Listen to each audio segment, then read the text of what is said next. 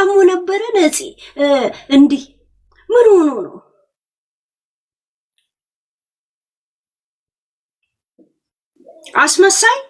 አስመሳይ ለጨዋ ሰው ነው የሚባል።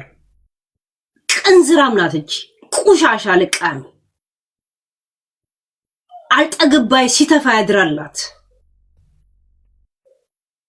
ልጆቿም አንድ አይነት እከካሞች ናቸው። ካሁኑ ማስመሰልን ድራማን ለምደዋል። ለልጆቿ ሲባል እንደ ነፃነትን ለልጆቹ ስትል ትተዋለች። እቺ ቁሻሻ ልቃሚ ደግሞ ሙርቲ ዝብናለች እንደኛ ላይ።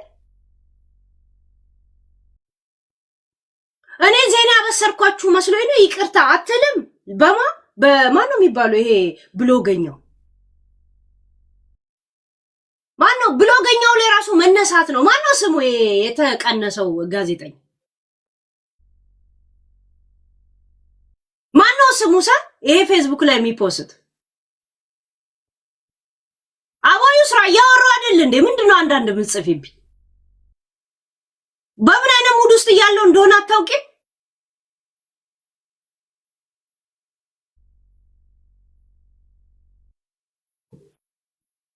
ማነው ጋዜጠኛው ፌስቡክ ላይ የሚጽፈው?